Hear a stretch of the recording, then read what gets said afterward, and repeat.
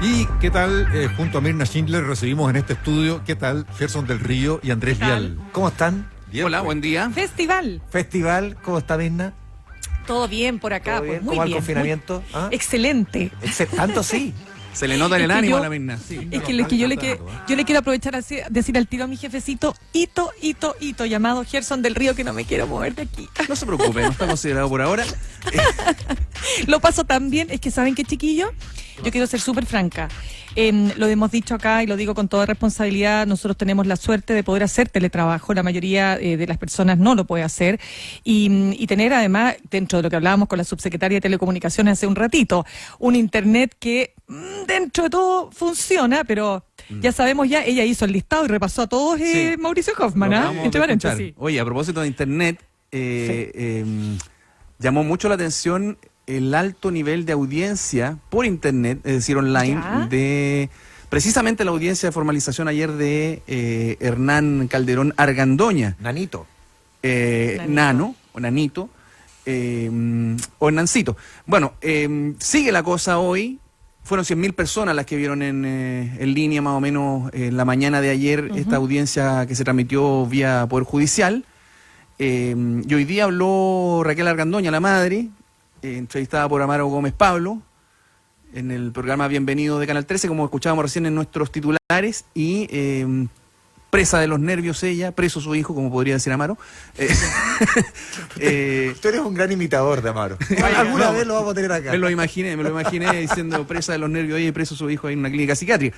Pero bueno, dijo varias cosas. Primero que pide perdón por haber fallado como madre y como padres, y que toda su familia necesita atención de especialistas, y que su hijo no tuvo la intención de asesinar a su papá. Tenemos declaraciones de ese momento que se acaba de producir porque estábamos entrando a la pauta cuando estaba hablando Raquel Argandoña ahí con Amaro. O sea, necesita un castigo, pero estamos enfermos, él debe tratarse. Yo desde mucho tiempo que le he dicho al papá que Hernancito necesita ir al psicólogo, al psiquiatra y todos nosotros. Bien, ahí bien breve, pero para no abusar, digamos, de ese momento. Ya tendremos algunas otras declaraciones que son lo más noticioso. Insisto en esto de que él no habría tratado de matar a su mamá. Pero más allá, a su papá. Pero más allá de eso, yo creo que hay que entrar a analizar un poco el fenómeno, partiendo por el alto nivel de interés. Sí. Lo hemos hablado. Sí, por supuesto, todo lo que usted quiera.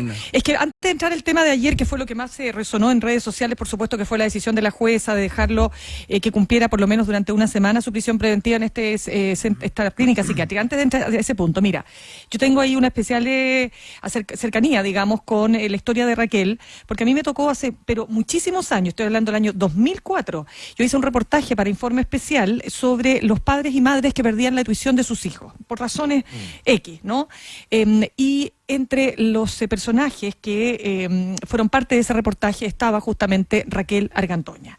En ese momento, Raquel tenía una batalla judicial con su ex marido, Hernán Calderón, precisamente por la tenencia de los hijos, por la tuición de los hijos, y ella, esto lo digo abiertamente porque fue parte del reportaje, ella tenía ya en ese momento, Hernán debe haber tenido, no sé, unos 7 años, por entre tú más o menos, y ella contaba, ponte tú, con dolor y llorando, que ella le había traído, por ejemplo, una polera, esto me acuerdo perfecto del ejemplo que dio, era una polera de la selección argentina, y que ella había estado en Buenos Aires, cuando llega, ella no estaba viviendo con su hijo, y cuando llega, le entrega la polera, este niño toma una tijera y le corta la polera en 800 pedazos, y le dice, ahí está tu polera.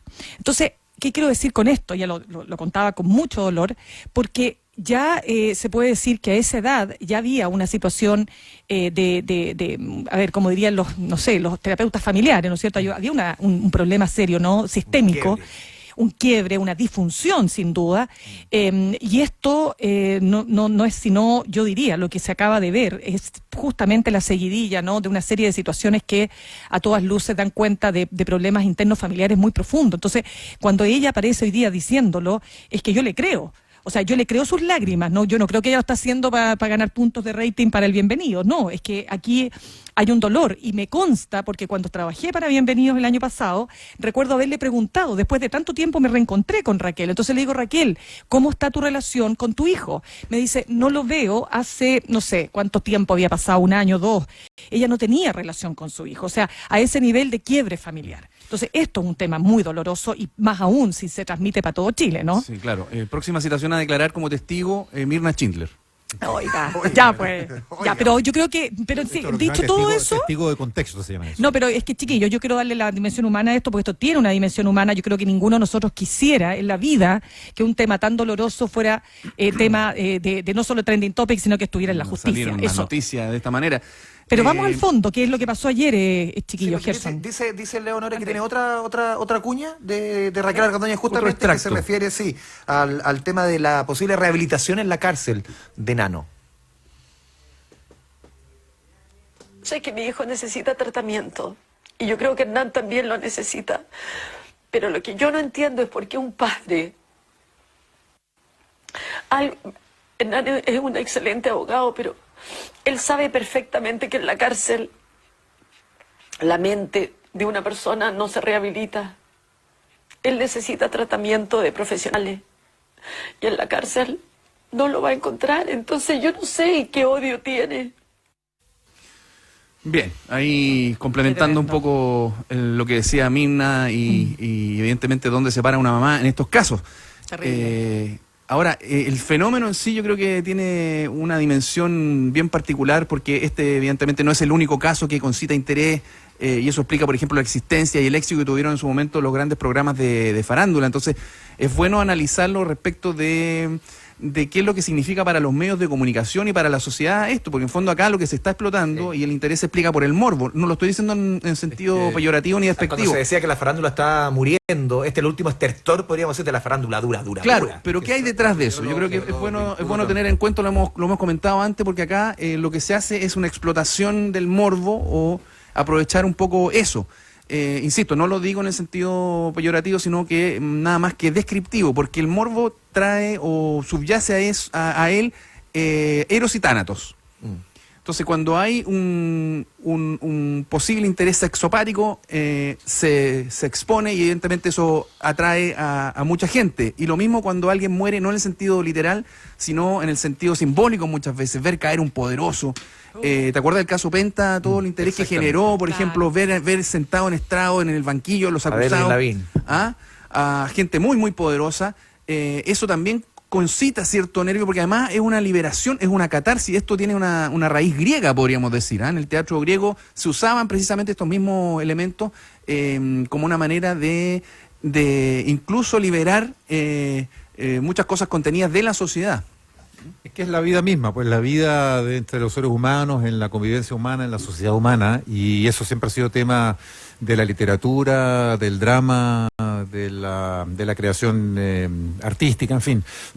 Yo lo veo también como algo que trasciende, en este caso, aquí están los componentes farándula por la figura de Raquel Argandoña y por la misma participación en la farándula que han tenido sus hijos, pero lo veo más allá, porque lo vinculo con lo que comentábamos fuera de micrófono, Andrés, que tú hacías el punto también.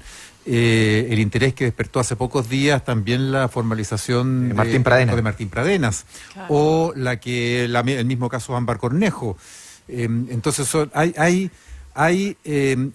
noticias, en este caso son noticias además, de un eje, de una temática, de un ámbito que más allá de la farándula son ámbitos, en este caso, que tienen que ver con el delito, con la criminalidad, con la justicia, con el ventilar situaciones de conflicto tremendas, ¿no es cierto?, que despiertan este interés y que yo compararía con otros campos del interés social, muchas veces ciudadano. Este tipo de temáticas irrumpen porque además tienen otra canalización, porque se ven en vivo a través de una transmisión vía internet del canal de televisión por internet del Poder Judicial, que es algo que antes nunca hubo. Porque se comentan en las redes, tienen una instantaneidad en el análisis y en la reacción de la gente, que es increíble, pues sin precedente tampoco. Un reality de verdad. Un reality de verdad que desplaza entonces tal vez los ejes noticiosos tradicionales y convencionales, por los que tenían que ver con la política, en fin, con... Y uno entra más al fondo también del mismo caso, cuando escuchamos a Raquel Argandoña diciendo, a ver, él necesita ayuda, aquí hay un problema, han fallado como padre. Bueno, él tendrá que pagar ante la justicia lo que hizo, porque en muchos casos de este nivel, cuando suceden actos como este, en familias de todo tipo de ingresos económicos, socioculturales, obviamente aquí hay de trasfondo un quiebre familiar, de trasfondo malas relaciones, padres lejanos, situaciones que se repiten, aquí lo vemos expuesto, pero no por ello, y aquí la justicia va a tener un rol bien importante, se va a tratar de primera y segunda clase a ciertos ciudadanos. Ayer mucha gente criticaba, y con mucha justicia creo yo, el hecho de que él pueda, por ejemplo, en la previa a la formalización estaba internado en esta clínica psiquiátrica, en vez de que se le lleve inmediatamente a un centro para esperar esta formalización, que esté detenido en ese lugar y no en una clínica psiquiátrica en La Reina. O sea, son elementos que van condicionando obviamente la conversación, Gerson. Sobre todo por un punto que nos hace aquí por interno Leo Honores, estuvo prófugo varios días. Sí, po. Es decir, estaban todos los méritos para una detención totalmente inmediata, común y corriente. impresentable. Bueno, esa es la impresión que se da en general. ¿Ah? Pero yo creo que no hay mucha, perdonen chiquillos, Creo que no hay perdona, dos Gerson. opiniones. Claro, yo creo que si hay una cosa que está transversal hoy día en las opiniones de la gente, es que aquí hay un sesgo de clase social que lamentablemente se deja ver en una decisión que yo la considero absolutamente inmerecedora. O sea, pero estamos hablando, por favor, de un femicidio frustrado, o sea, perdón, de un parricidio frustrado. O sea, si pensamos lo que dice Raquel, yo entiendo el clamor de una madre, obviamente no quiere que su hijo vaya a la cárcel, pero por favor, si es que cuando una persona comete un delito de estas características, ¿no? Por la cual va a ser investigada, etcétera, etcétera, no puede sino estar en prisión preventiva, más aún si el caso que estamos conversando, que la persona estuvo, digamos, prófuga. Entonces es muy difícil de comprender la decisión de la jueza. A mí me gusta ser como Contreras o buscarle el cuesco a la breva. No, si no, para nada. Entonces, no, en este si caso, no. Y a veces se lo encuentra. A veces lo encuentro. Es que, no, yo creo que es un buen ejercicio más periodístico a veces. A ver, Por ya, a ver, pero supuesto, ¿por qué cresta pasó esto? A ver, Muy bien. Yo no sé, tal vez me equivoque, pero veo dos cosas aquí. Una la comentamos más temprano, Mirna, y coincidíamos. En Chile hay una predisposición a atribuirle a la prisión preventiva todas las connotaciones que en realidad no debiera tener. Es culpable. Es culpable, o sea, el preso preventivo ya empieza a cumplir condena. No, nada que ver, pues si la condena aquí llega después de un juicio, aquí faltan meses de investigación para llegar a un juicio oral, si es que llega a verlo y no hay otro tipo de salida abreviada, y el juicio dictaminará si Hernán Calderón Argandoña es o no culpable. Mientras tanto, lo que hay es una investigación en curso que ahora se formalizó, es decir, el Ministerio Público expone de qué se acusa a este señor, y ahí están los cargos. En otras sociedades, yo diría que más evolucionadas en estos temas que la nuestra, la prisión preventiva no tiene las connotaciones que acá. En general, los imputados están libres, o están libres con restricciones, esas que se llaman cautelares, limitaciones de salir del país y otras, no acercarse a la víctima o a la denunciante. Hay una serie, y en algunos casos en que se constata que puede haber peligro para la seguridad de la sociedad, claro. Hay prisión preventiva también, digámoslo. Pero convengamos que en Estados Unidos, por ejemplo, o en sociedades europeas, el imputado no se llama imputado, que el tiro suena como que ya está acusado, como que caen los cargos encima de él. Se llama defendant. Es el que se defiende. Sí, eso es muy interesante. Es interesante, a mí sí, verdad. Ahora me pareció interesante.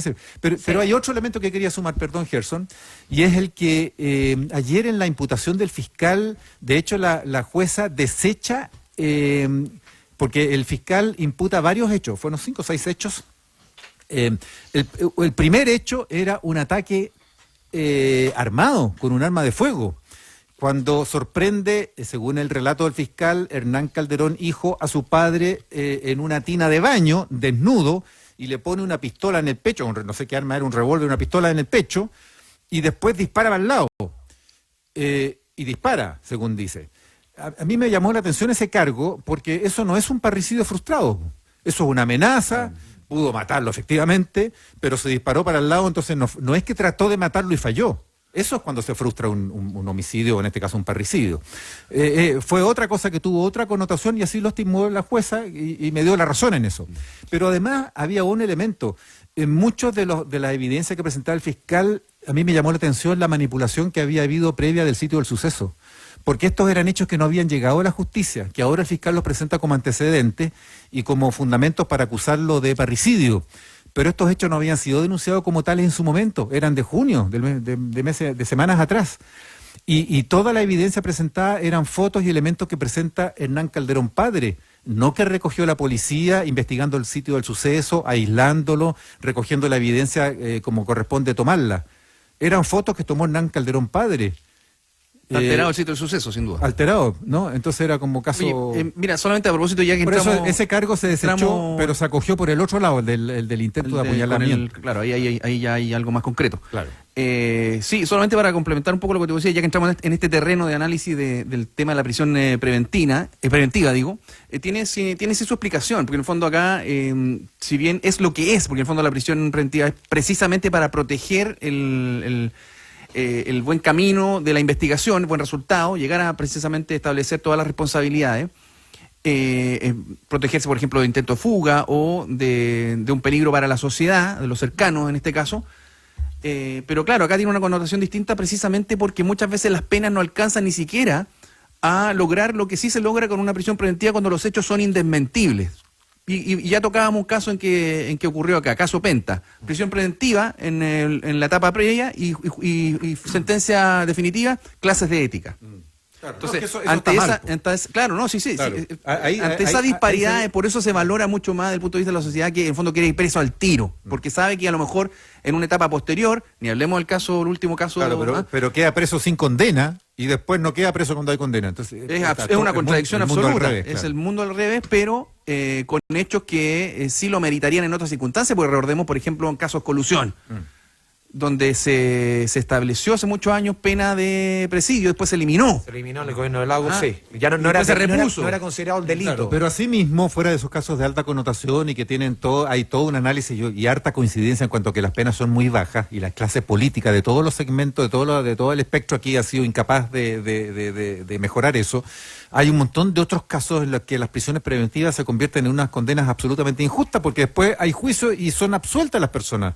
Y no absueltas porque la pena del Código Penal sea baja, no, absuelta, es decir, consideradas inocentes. Sí, es verdad. Ahora, pero claro, están todos los otros elementos y bueno, en los países desarrollados también se han producido grandes condoros y errores judiciales, en fin, que han llegado a condenar a inocentes y viceversa. Y donde hay condena a muerte es irreversible. Pero miren lo que pasa, por ejemplo, con el caso Ámbar también. O sea, no solamente en la sentencia hay errores, sino también en los procesos posteriores. O sea, yo creo que hay que establecer una revisión, así como se hizo una profunda reforma al sistema procesal, es decir, a cómo se lleva el proceso, faltó una pata ahí, en los tiempos de Soledad Alvear. El sistema penitenciario.